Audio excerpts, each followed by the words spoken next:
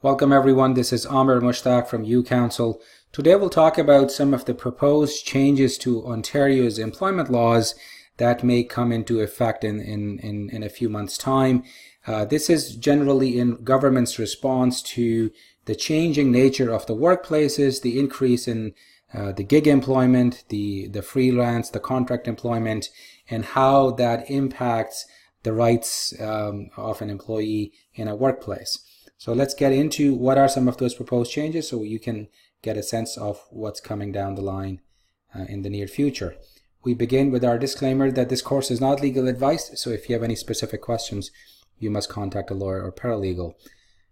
This is a proposed legislation. It's called the Fair Workplaces, Better Jobs Act 2017. Please keep in mind it's still proposed. It's going through the readings in the Parliament. It is not enacted yet.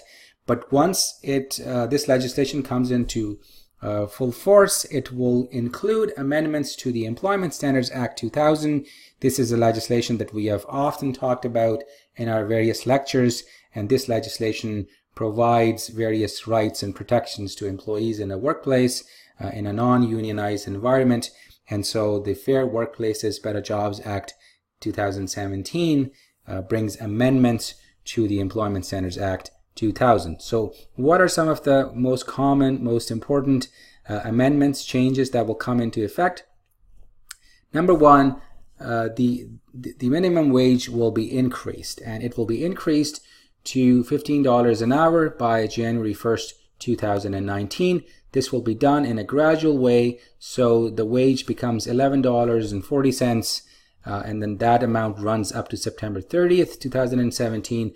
From October 1st, it goes up to $11.60, and that runs up to the end of this year. And then it jumps to $14 an hour on January 1st, 2018, and it remains $14 an hour for the entire 2018. And then as of January 1st, 2019, the minimum wage will go to $15 an hour. As always, there are some exceptions. Not everyone is entitled to minimum wage. Some of the exceptions are minimum wages for students may be different. For liquor servers, it's different.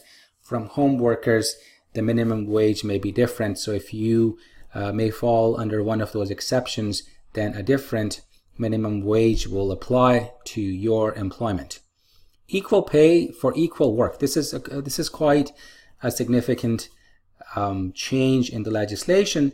And essentially what it means is whether you're a full-time employee, part-time employee, temporary, casual, or seasonal worker, if you're doing the same job, you're getting paid the same wages. And it's important because as we know that the nature of workplace is changing significantly, a lot of temporary casual jobs are coming in and replacing the full-time positions that used to exist.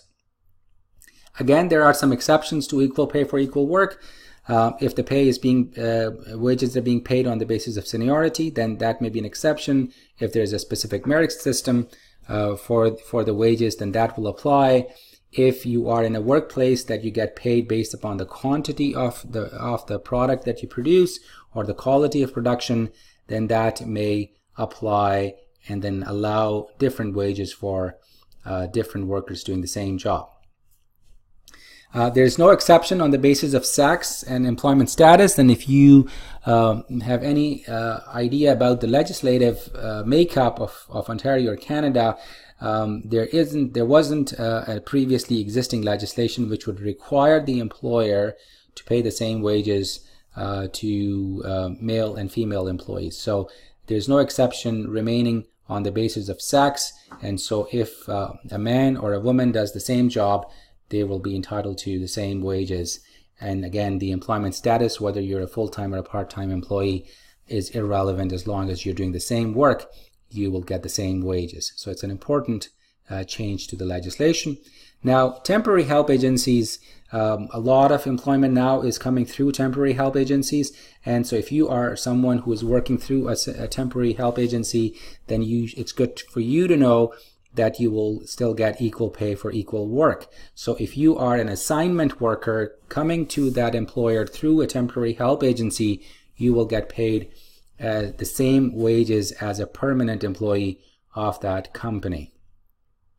Another important aspect of the change with respect to assignment workers through temporary help agencies is that if you are working on a contract that is supposed to last 3 months or more, and if there is an early termination, you will be entitled to certain termination notice. In this situation, in this specific case, it will be about a 1 week of notice, and then you get that termination notice, and you don't just sort of are kicked out of that contract. Another change is with respect to scheduling.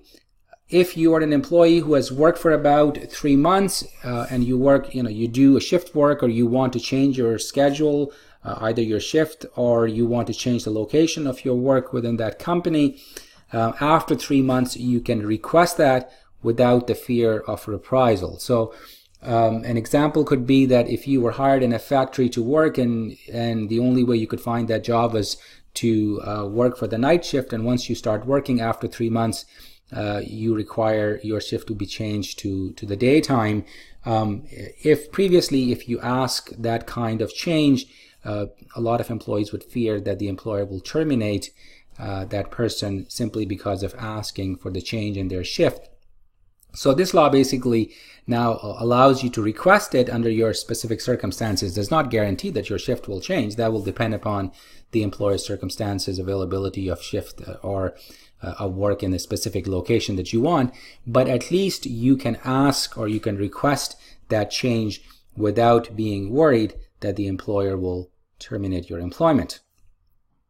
Another important aspect of the scheduling is that if you're asked to come to your shift, which is longer than 3 hours, but once you arrive, you show up at work, the employer tells you that your services are not required for more than 3 hours, let's say only for an hour, and sends you back home.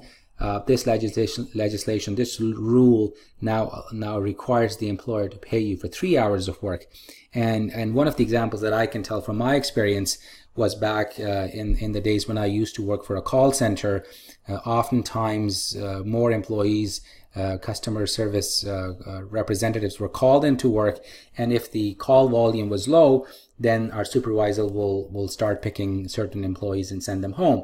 So in those circumstances, if you are required to work for less than 3 hours, even though your original shift was longer than that, then you will get paid for 3 hours. If your shift is canceled within the 48 hours of its start, you will still get paid for 3 hours. So cancellation in less than 48 hours will trigger payment of 3 hours.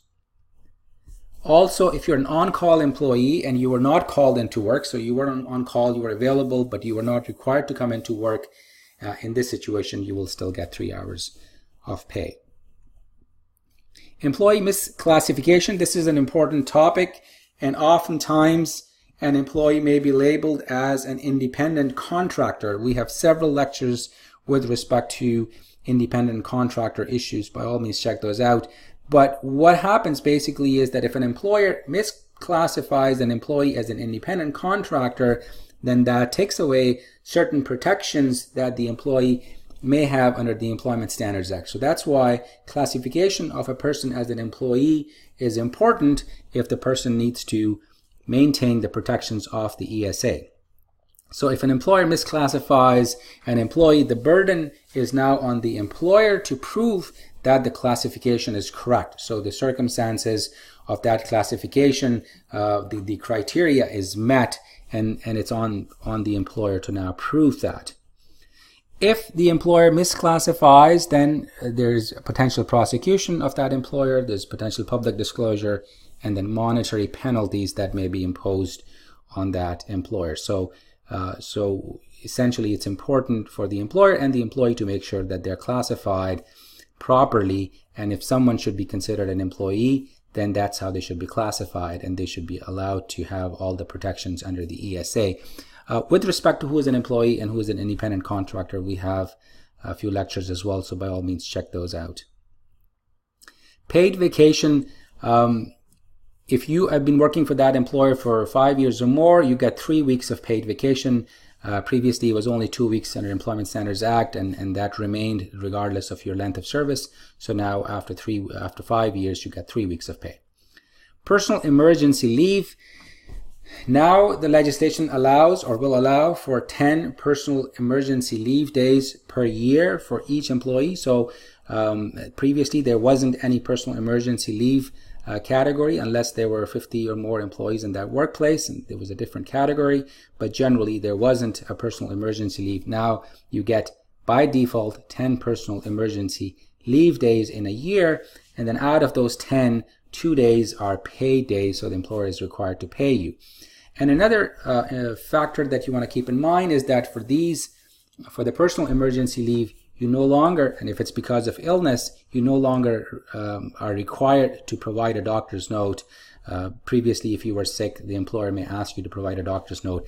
But with respect to this personal emergency leave, if you are seeking leave because of your illness, you're not required to provide a doctor's note. So these are some of the changes that are in the pipeline. Once the legislation is enacted, then they will come into force with the timelines that I have talked about.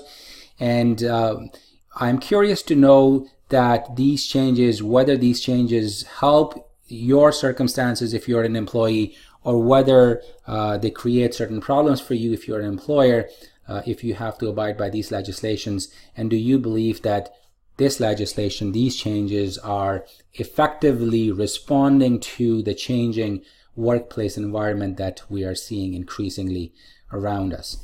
Thank you for watching, and we look forward to hearing from you.